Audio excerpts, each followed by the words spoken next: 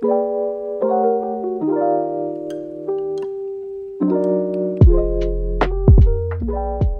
guys, welcome back to my channel. Today I'm going to share with you exactly how I make my healthy, dairy-free, sugar-free matcha latte. All you need are 3 simple ingredients: a high-quality matcha, that is very important that it's high quality, a plant-based milk, and then boiling water. It's super quick and easy. I will show you exactly how I make it, so let's get started.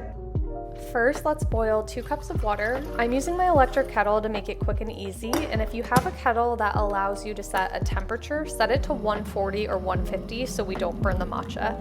Then I'm going to add my matcha powder to my cup, about 1 teaspoon of matcha powder. Then we're going to pour over the water. We're just going to pour a little bit in the bottom here so we can have enough to whisk it. I use a traditional matcha whisk. You can also use an electric whisk like a frother. Those work well. You can try a spoon or a fork, but honestly it might not get all the clumps unless you have a really high quality matcha. Once we've done that, then I'm going to add more water. Today I went kind of light on the water. Normally I would fill it up more. Typically I add around 1.25 cups of hot water and then half a cup of almond milk. I also love hemp milk, cashew milk, and coconut milk, so you can try out different options and see which milk you like the best.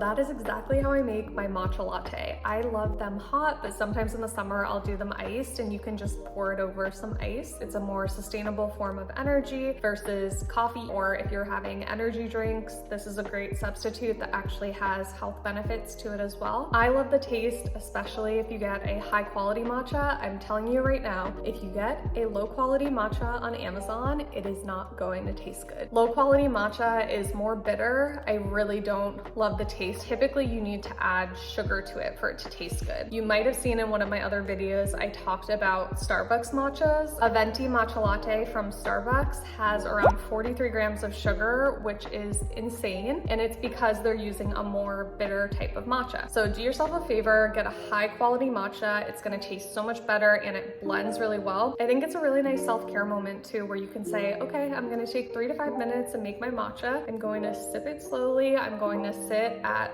the counter, relax, not look at my phone. Sometimes I like to read a book while I'm having my matcha and just take a little break. I love to use a pretty mug like this one.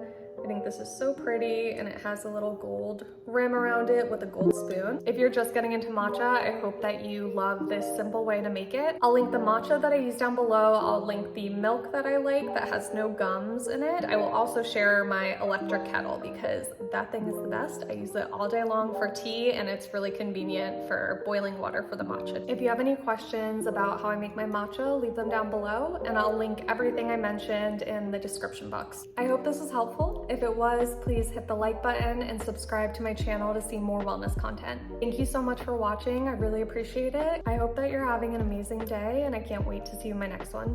Cheers.